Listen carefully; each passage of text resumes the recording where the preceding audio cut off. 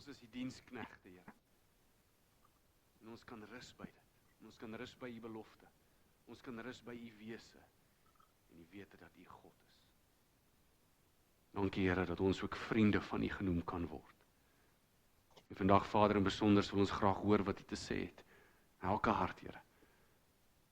Kom spreek, Here. Ons luister. In Jesus naam. Amen. Baie dankie, julle is welkom om julle sitplekke te neem. Baie dankie vir die musiek.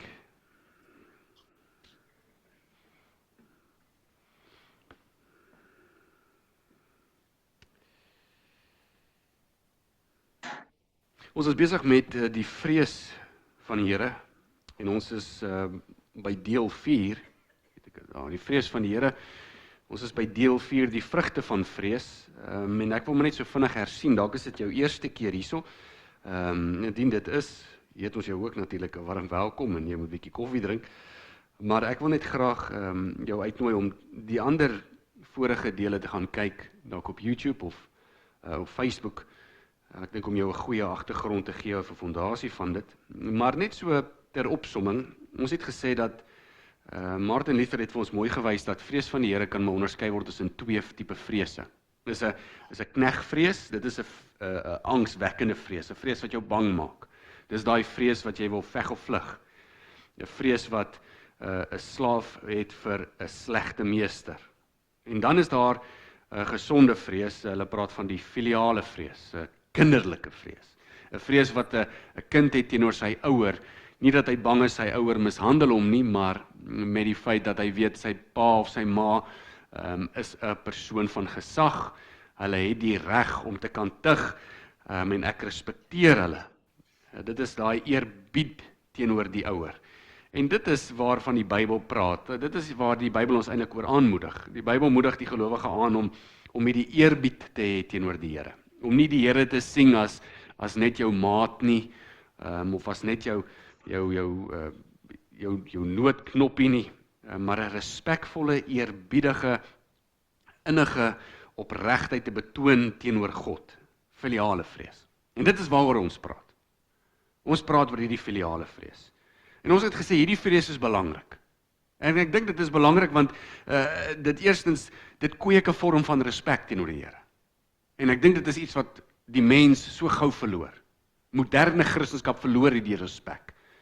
Hulle bring God af tot hulle vlak en hulle dink God is daar so om hulle te bedien. En hulle vergeet dat die Here se naam heilig is en dat die Here alleen Here genoem word en dat die Here alleen God is. En dat hy nie soos mens is nie. En ek dink ook wanneer ons hierdie respek het, hierdie eerbied, hierdie vrees teenoor die Here, kweek dit nie net respek nie, maar dit sit ons in die regte plek om hom reg te sien, om God reg te sien, om God reg te aanskou. En dan werk dit vrugte in die gelowige se lewe. Sekere vrugte in jou geloof. Want die gelowige wil tog vrug hê. Jy wil die regte vrug hê. Ja, vrugte van die Gees wat die Heilige Gees in ons bewerkstellig, maar jy wil ook hê jou geloofslewe moet sekere eienskappe betrek wat reg is in die oë van die Here en wat ook gesond is. Ons het verlede week gekyk na 3 van hierdie vrugte en ons het gesê dat as jy die Here reg sien, as jy hom reg aanskou, dan gaan jy wysheid kry, so Spreuke sê. Wysheid, dis net as jy eerbied en hoe groot dink oor God, dat jy wysheid kry van sy woord en vanaf hom om die pad reg te stap. Ons het ook gesê, as jy 'n gesonde vrees het, as jy respek het teenoor die Here, dan wil jy die Here tevrede stel. Jy gaan nie iemand wil tevrede stel as jy nie respek het teenoor hom nie. Maar as jy baie dink van God, as jy God eer, as jy God ophef, as jy respek het vir God, dan gaan jy op die einde van die dag soos God wil lewe. Jy gaan soos hom wil wees. Nie dat jy 'n God wil wees nie, maar dat jy die beeld van Christus eintlik maar namaak, soos Paulus ons skryf. En dit help met die heiligmakingsproses. En dan die derde vrug waarna ons gekyk het, ons het gesê dat as jy God vrees, en as jy weet God is in beheer, dan gaan dit bitter moeilik wees om iets of iemand anders te vrees. Die vrees vir die Here smoor die vrees van die wêreld. En die vrees vir die Here smoor vrees vir mens. En dit is die vrugte waarna ons gekyk het. Hierdie vrugte motiveer verandering in ons gedrag, ja, maar dit verander ook ons uitkyk oor ons verhouding met God. Nou ek wil stil staan by, ek het nog 3 vir julle, het ek 3 of is dit 4? Dis 3, ek het 4 vir julle, ek het 5, maar ek gaan nie by die 5de een uitkom nie, dink ek, so ek het vir julle 4 en hulle gaan nie so lank wees soos verlede week Sondag sinne nie, glo ek. So as jy jou Bybel het, kan jy gou-gou oopmaak by Hebreërs 12, ek het hom ook vir julle daarso, en dan gaan ons gou-gou die eerste enetjie wegval met die eerste ene. Hebreërs 12 vers 28, ek het hom vir julle daar. As ons vrees het vir die Here, as ons baie dink van die Here, as ons groot gedagtes het oor God, as ons God sien as almagtig, kragtig, soewerein, 'n majesteit, hy is heilig, die eienskappe waarvolgens hy homself beskryf, as ons groot dink, regtig groot dink van hom, groter as wat jy dink vir die persoon wat jy die meeste respek het hier op aarde, as jy so dink van die Here, ons het al hieraan geraak, maar dan raak jou aanbidding, dan raak die Christense aanbidding vir God aanneemlik en dit raak eerbiedig. Dit is wanneer dit God se goedkeuring wegdra. As jy 'n liedjie sing en jy bedoel nie wat jy sing nie, dan beteken daai liedjie niks. Dis leeg. Jesus sê, julle prys my met julle lippe, maar julle harte lê ver van my. So wanneer jy regtig hoog dink en jou hart lê by die Here en jy sing 'n liedjie ten spyte van die wysie of die melodie of hy catchy is of nie, dan raak aanbidding aanneemlik. Maar ons het ook gesê, aanbidding is nie net musiek nie. Aanbidding is soveel meer as musiek. Dit is wat Hebreërs 28 sê, oor wat sê Hebreërs 12:28. Daarom, omdat ons 'n onwankelbare koninkryk ontvang het, laat ons dankbaar wees en so God op 'n welgevallige manier met eerbied en vrees of ontzag aanbid. So wanneer ons hom met eer en met ontzag aanbid, is 'n welgevallige manier vir God. Dis 'n manier wat God tevrede stel. God hou daarvan, want eerstens, aanbidding gaan tog maar om te sê, ek hef iemand op. Wat is aanbidding teenoor God? Is dit maar net om 'n liedjie te sing? Of is dit om te sê, maar met hierdie liedjie hef ek God op? Wat is aanbidding teenoor God as jy by die huis sit? Ek wil 'n godvreesende man wees vir my vrou, ek wil 'n godvreesende pa wees vir my kinders, ek wil 'n godvreesende ma wees vir my kinders, want wanneer ek deur my moederskap God ophef, aanbid my moederskap eintlik God. Aanbid my vaderskap eintlik God. So dit is wanneer ons regtig God probeer betrokke maak in die areas van ons lewe en nie net sê ja die Here is hier nie, maar werklik God probeer ophef, dan raak dit aanbidding. En dit raak aanbidding wat vir God goed is en hy keer dit goed en hy neem dit aan. En dink daaraan, dit verander ons uitkyk oor kerk. Ons kom nie net kerk toe sodat ons sê, ja, ek wil goed voel, en ons weet, as ons hier uitstap, dan voel ons goed, ons voel verlig, ons voel gemotiveerd, ons voel geïnspireerd, ons voel werklik asof die Heilige Gees in ons ingeblaas het, en dis reg, dis fantasties. Maar dit is nie ons motief hoekom ons hier sit nie. Of ons primêre motief nie. Dink, as ons sê ons moet God ophef, dan raak kerk 'n ontmoeting van medegelowiges, saam medegelowiges, waar ons wil sing om God op te hef, maar ons wil ook die woord gepreek hoor, sodat ons meer kan dink van God, meer kan leer van God, meer kan verstaan van God, want hoe meer ons kan verstaan, hoe meer ons kan dink, hoe meer kan ons hom ophef. Nee, dink byvoorbeeld daaraan, as 'n kind sy gebedjie doen. Nee, jou kind, sê, Boeta, is jou beurt om vir ons te bid? Dankie die Jesus vir my karretjie, dankie vir my worshoontjie, dankie vir mamma en pappa, dankie vir Boetie en Sissie, dankie, nee. En dis pragtig, want dit is 'n hart van dankbaarheid, verseker.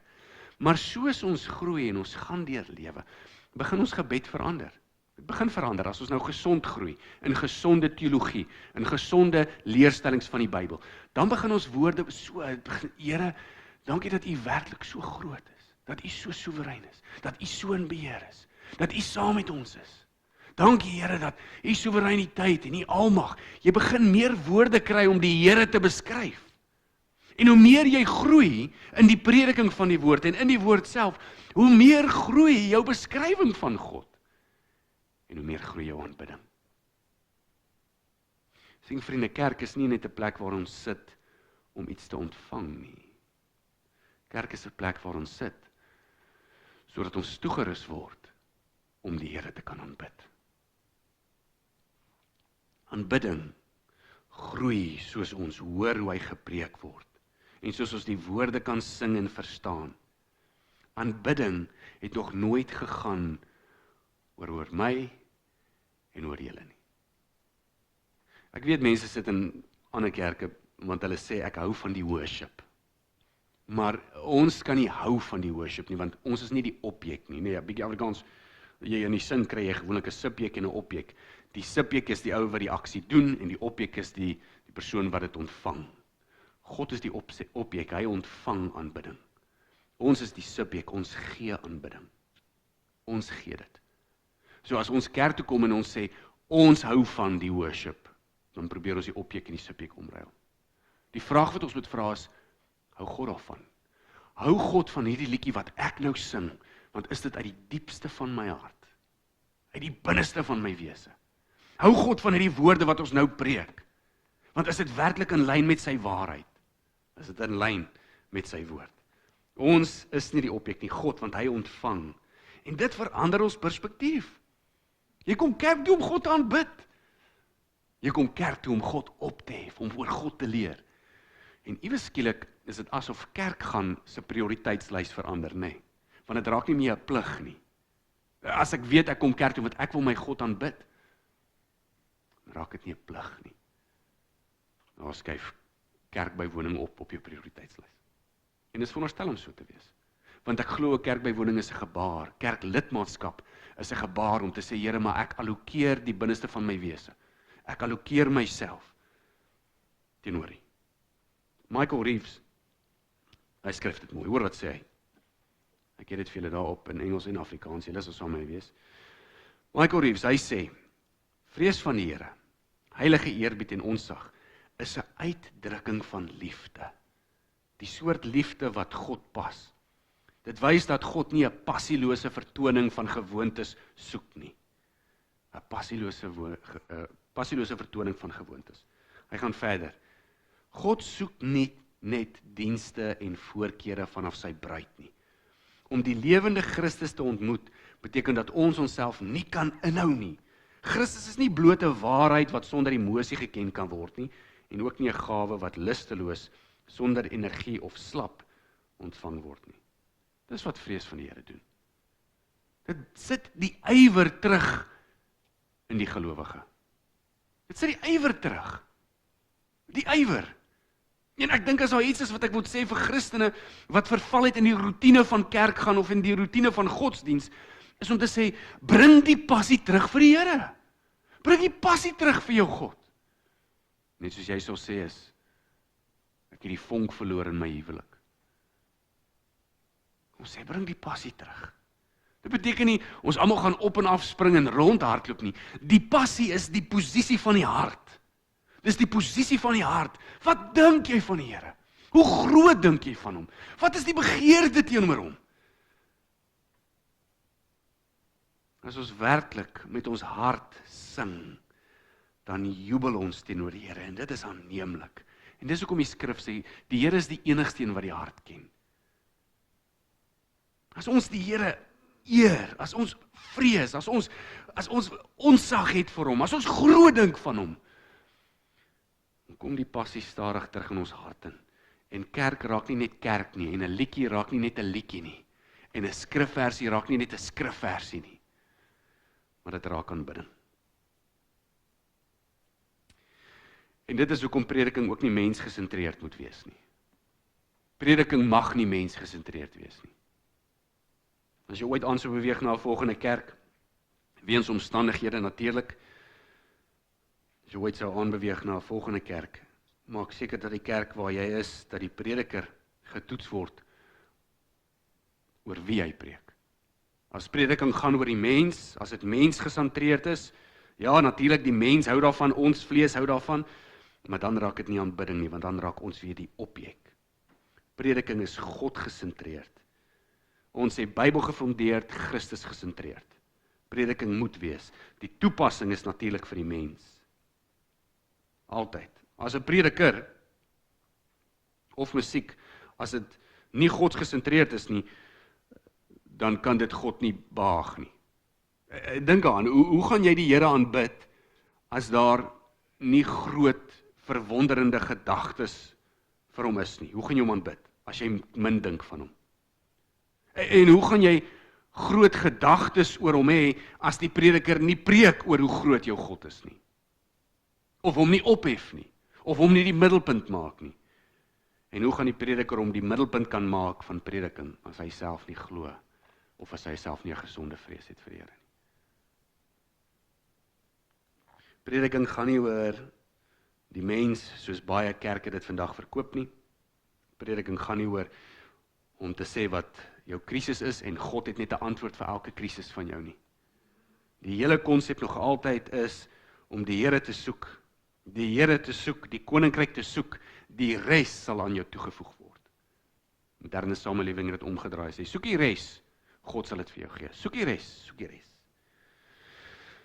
Reeves gaan verder, ek het dit nie vir julle op nie, maar hy sê aanbidding of vrees vir die Here gaan nie oor 'n lewelose roetine of godsdiens wat beoefen moet word nie. Hy sê dit is ook nie net om te weet van God nie. Die vrees vir die Here dwing ons om te besef dat ons geskape is om God so te ken dat ons harte moet bewe en sidder voor hom. Omdat hy 'n skoonheid en 'n heerlikheid en 'n pragt het. So wat Reeves sê, hy sê dat vrees van die Here kweek aanbidding. En hierdie aanbidding kan net reg en aanvaarbaar wees as dit uit die hart uitkom. Dis al. En dit kan nie 'n roetine wees nie. Dit kan nie wees, ek het al hierdie liedjie gesing al 100 keer en nou sing ek hom nou maar net weer nie. As jy maar 100 keer sing en is dieselfde liedjie, beteken dit is die 100ste keer wanneer jy die Here op hierdie liedjie se naam kan groot maak. En dis wat ons nou gesing het, nee. Ons het gesing, ons het eintlik Psalm 47 gesing. Ek is een vroeg. Een vroeg of ek is een te laat. Hy is nie op nie. Ons het ook gesing, Psalm 47, al julle volke klap julle hande. Juig tot eer van God. Met 'n jubelkreet, want die Here, die Allerhoogste, is ontzagwekkend of vreeswekkend. Hoe daar is hy? Mooi werk het mooi uit. Maar dis wat ons sing. Hoekom klap ons hande? Hoekom juig ons? Hoekom met 'n jubelkreet? Want weet jy, om 'n liedjie te sing is 'n gepaste manier om uiting te gee van wat binne in jou hart aangaan.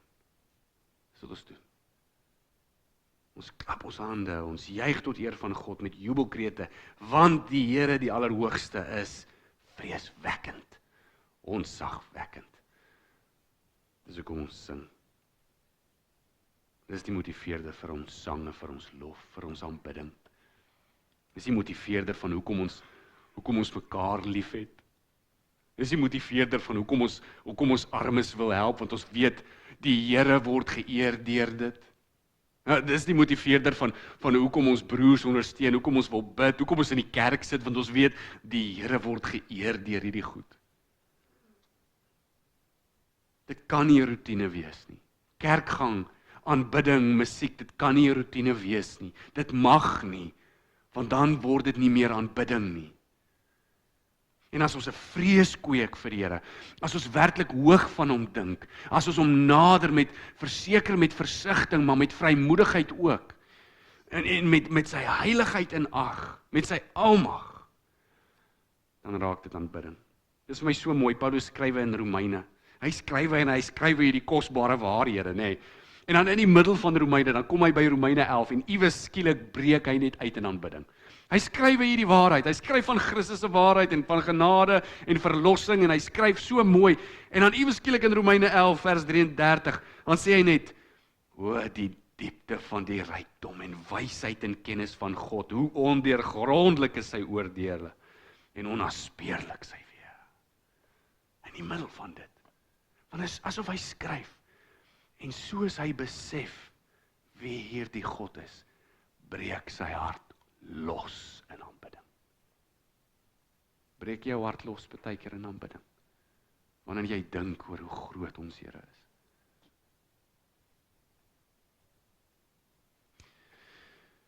Een van die vrugte, dit kweek opregte aanbidding. Die tweede een, die vrees van die Here, veroorsaak vaste vertroue en sekerheid. Hoor wat sê Spreuke 14:26. In die vrees van die Here is daar 'n sterk vertroue, en vir sy kinders sal hy 'n toevlug wees. Daar is 'n sterk vertroue, en hy sal 'n toevlug wees. So as ons in die vrees van die Here is daar 'n sterk vertroue, en daar is 'n toevlug. Wanneer ons in afhanklikheid lewe, wanneer ons onsself onderwerp, wanneer ons weet hoe groot God is, wanneer ons weet God is soewerein, wanneer ons besef waar God sit en waar ons sit, want dit is vrees van die Here, om werklik te besef wie God is, waar hy sit en waar ons is, wanneer ons net werklik besef hy is in beheer, dan wat veroorsaak dit in die gelowige se lewe? Vertroue. Vertroue. Jy kan maar val, sê ons. Die Here gaan jou vang. Ek dink 'n goeie uitbeelding daarvan is in Lukas 12. Lukas 12 is Jesus is eintlik op pad om te loop. En op pad soontoe, dat ek net hierdie sommer so gehoop maak vir julle, maar op pad soontoe, toe stop iemand hom. En hierdie iemand sê toe vir Jesus, meester, sê vir my broer om die erfenis met my te deel. En Jesus sê, is ek dan regter oor julle? Ek is mos nie regter oor julle nie. En Jesus sê toe iets wat baie belangrik is. Hy sê toe net na dit, pas op en wees op julle hoede vir elke vorm van gierigheid. Want 'n mens se lewe word nie bepaal deur die oorvloed van sy besittings nie. En toe vertel hy 'n gelykenis. En die gelykenis wat hy vertel is die man wat, onthou julle, daar was 'n boer en hy het 'n groot oes ingelewer. En toe sê hy vir homself, wat gaan ek maak met al hierdie wat ek nou ingebring het, hierdie groot oes? Toe sê hy, ek weet, ek gaan my skure afbreek en ek gaan groter skure bou. En in groter skure gaan ek al my goed daarso insit en dan sal ek al my goed opgaar. As dit 'n goeie oes is en is die skure vol en as die skure vol is daar lekker geld en as daar lekker geld is dit 'n lekker lewe. Dis wat hy sê. En toe kom Jesus en hy sê, jou dwaas. Jou dwaas. Hierdie man sê, hy sê vir sy siel sê, siel, jy het baie goed weggelê vir baie jare, rus, eet, drink en wees vrolik. En Jesus sê, jou dwaas, vannag nog sal jou lewe opgeëis word, en wat jy bymekaar gemaak het, aan wie sal dit dan behoort? En hoor wat sê Jesus met die laaste vers 21, hy sê, so gaan dit met iemand wat vir homself skatte bymekaar maak, en nie in God ryk is nie. Dis tweevoudig. So gaan dit met iemand wat vir homself skatte bymekaar maak, en nie by God ryk is nie. En nie by God ryk is nie. My kind verstaan dat ek het hom gevra, wat beteken dit om by God ryk te wees? En hy sê, wel, om ryk te wees beteken om baie te hê. Ja, sê ek oké. Hy sê, dis om baie van God te hê. Eenvoudig. Want dis waarvan hy praat. Hierdie man is besig om soveel aardse goed bymekaar te kry. Maar Jesus sê, as jy so fokus om dit bymekaar te kry, maar nie om vanaf God bymekaar te kry nie. Hy sê, as jy dwaas en jy verloor dit.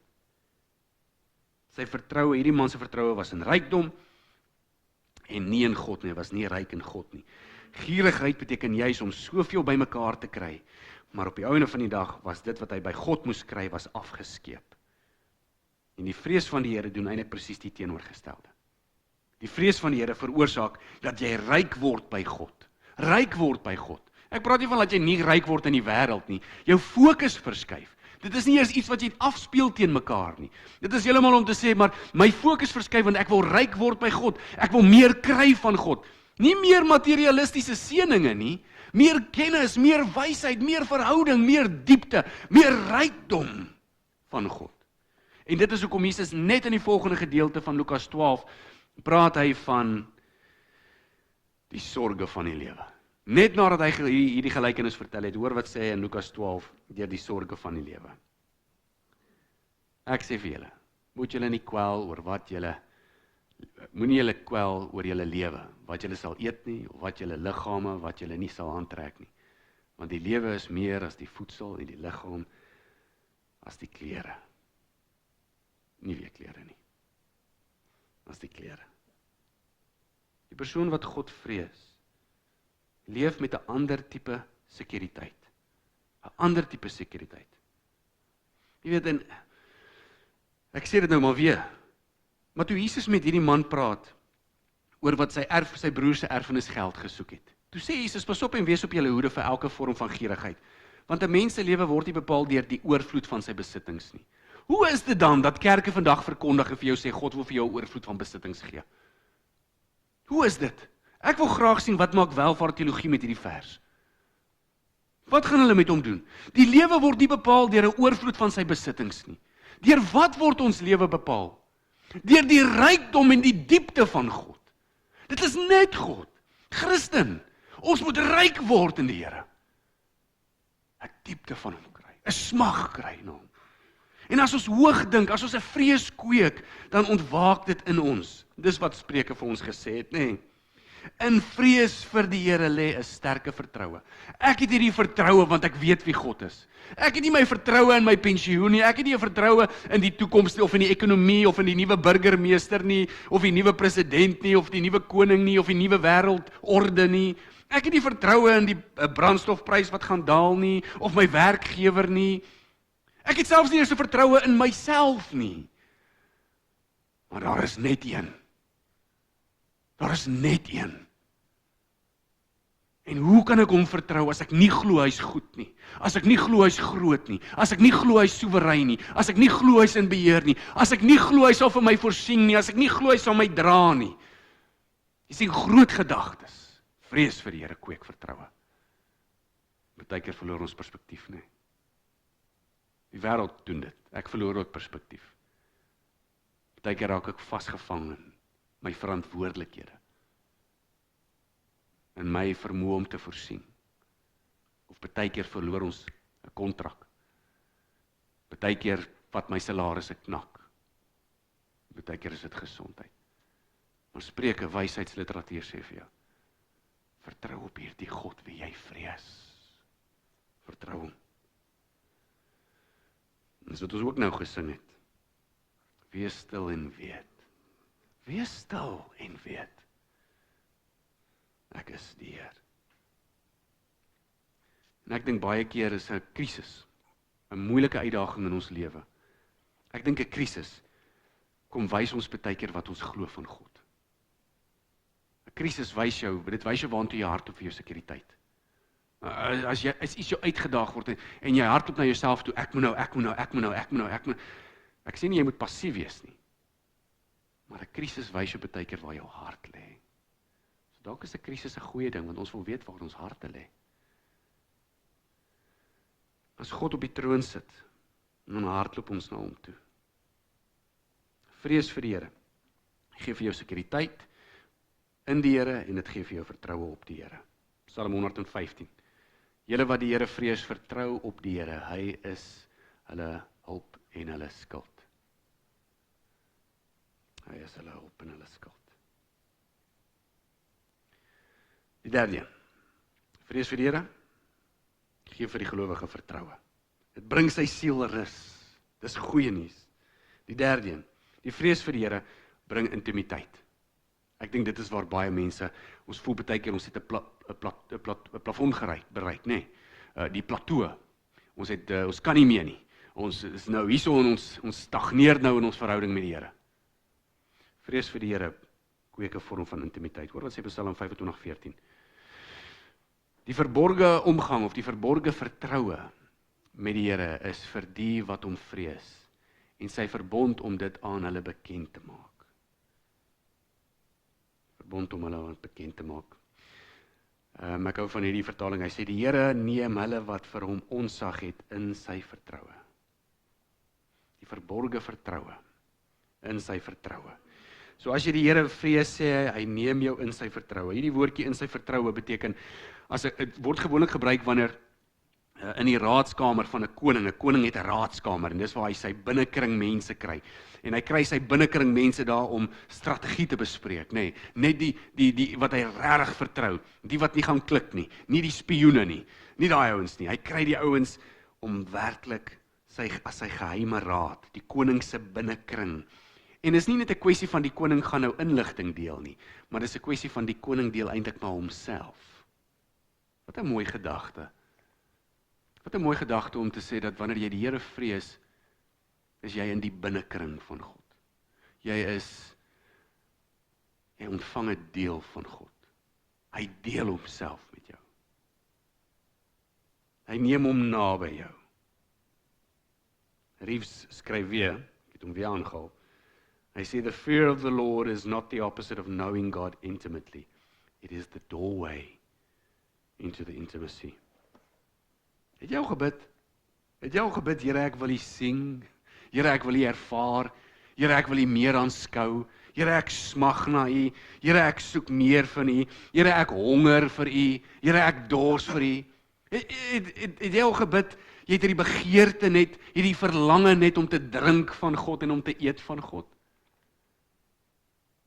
Dit is wat hy sê. As jy die Here vrees en jy dink baie van hom, dit is die mooi ding, hoe meer jy van hom dink, hoe meer wil jy van hom dink. Ons sien ietsie daarvan in Exodus 33, nee, Moses, hy vra vir die Here, Here, U moet by ons wees en U moet saam met ons trek. En net dit in vers 18 sê hy, Here, wys my U heerlikheid. Wys my U heerlikheid.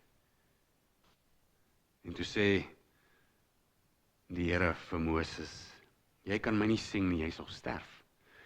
Toe vat hy Moses, ek wonder net, hy sê hy het Moses gevat en hom in 'n gleuf gesit tussen twee rotse. Ek wonder net hoe dit gelyk. Hy Moses net daar neergeplant het. En hy sit vir Moses in die gleuf tussen die twee rotse en hy sê vir Moses, ek gaan verby jou kom en dan gaan ek jou toemaak met my hand. En dan sal jy my van agteraf sien, want jy kan nie my gesig sien nie. As jy my gesig sien, sal jy sterf. En is so mooi, die skrif sê, die Here se goedheid het verby Moses gegaan. Asof dit net daai eienskap was, die Here se goedheid.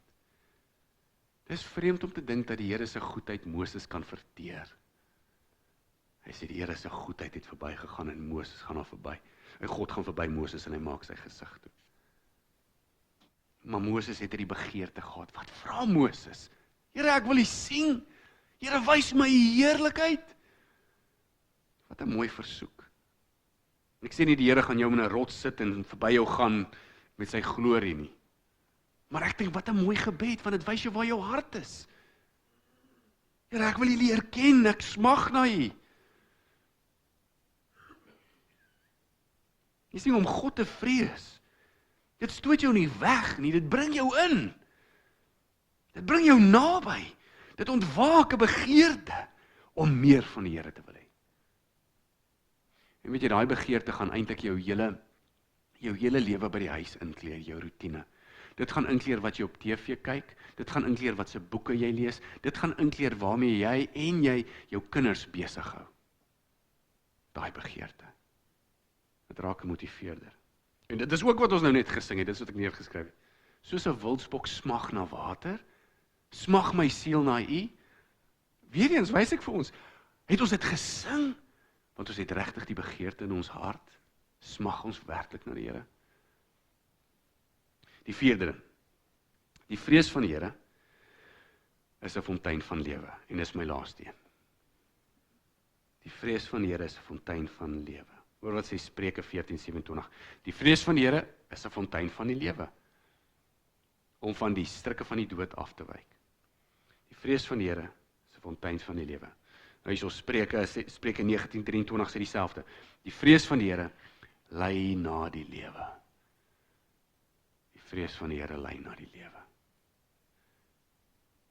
Wat 'n mooi gedagte om te dink dat as ek baie van God dink, en as ek baie by God wil wees, en hoe meer ek van God in my lewe wil hê, hoe meer ek hom opwef, hoe meer lewe kry ek.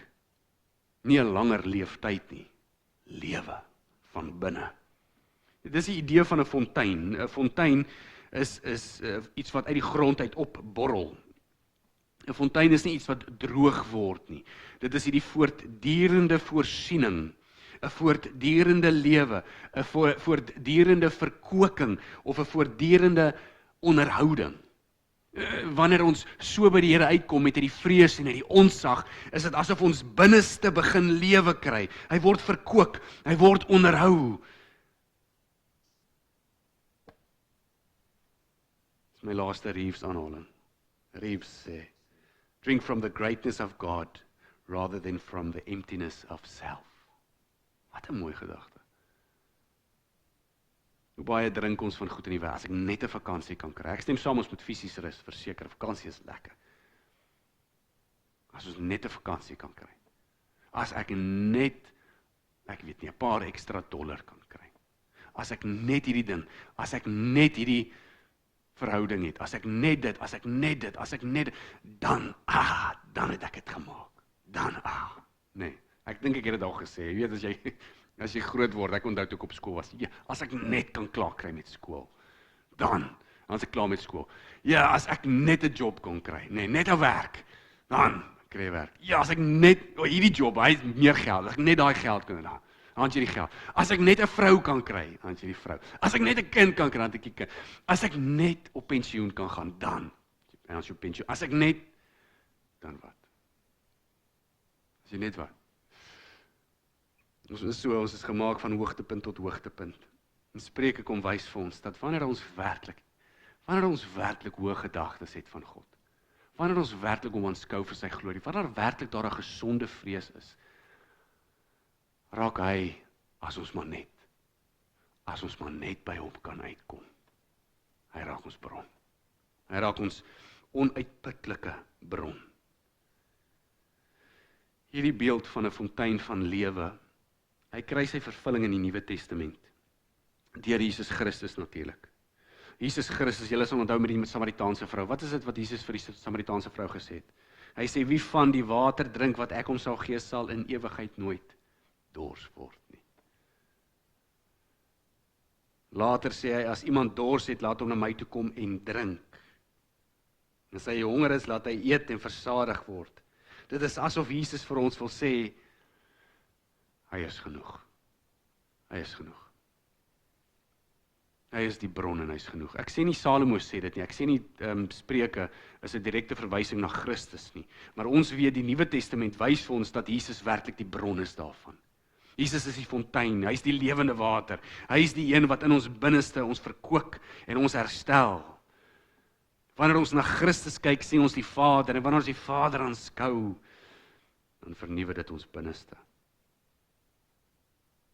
Daarom lei die vrees van die Here ons nie weg van Christus nie, maar dit lei ons na Jesus toe.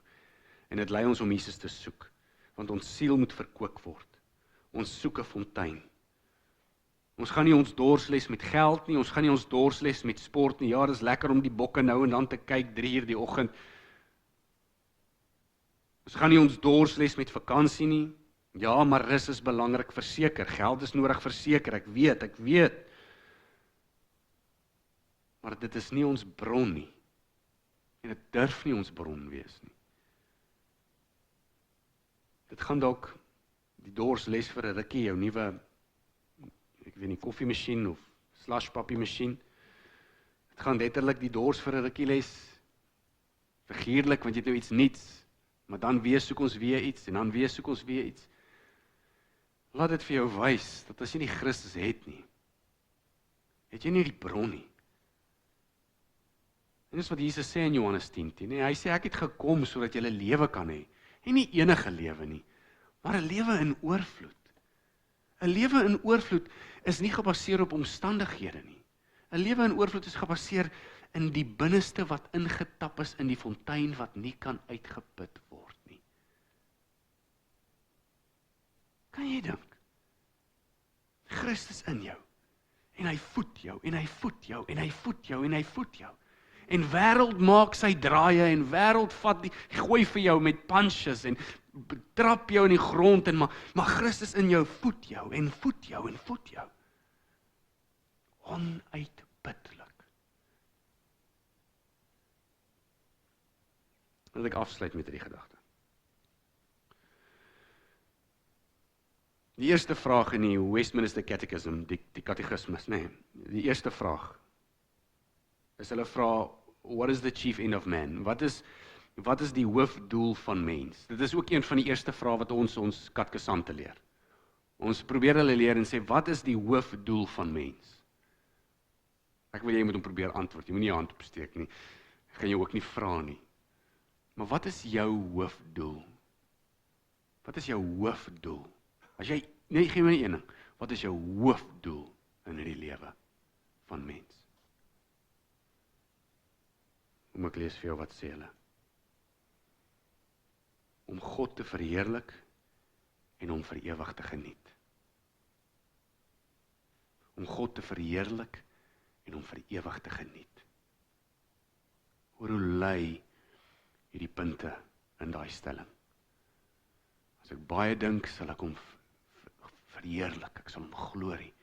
En wanneer ek baie van hom dink, raak hy 'n fontein en daar geniet ek hom. My God is nie 'n plig nie, daarom word ek nie geforseer om in die kerk te sit nie. Maar ek geniet hom, want ek hou daarvan om van hom te hoor. Maar terselfdertyd, wanneer ek van hom hoor, dan kan ek hom ophef. Dis om God te verheerlik, dit is die doel van mens, om God te verheerlik en om vir ewig te geniet. Hoe gaan die mens dit doen as hulle min weet, min dink en min streef van God? Dit is net wanneer ons na Christus kyk, wanneer ons meer weet, meer dink en meer streef. Dan geniet ons hom en dan verheerlik ons hom. Kom ons bid. Hemelse Here Vader, dankie dat ons kan sing om U werklik te verheerlik. Dit is so kern aan ons. Dit is tog waaroor ons geskaap is. Vader, maar nie uit dwang of plig nie. Nee, Here, U roep ons harte. U soek verhouding.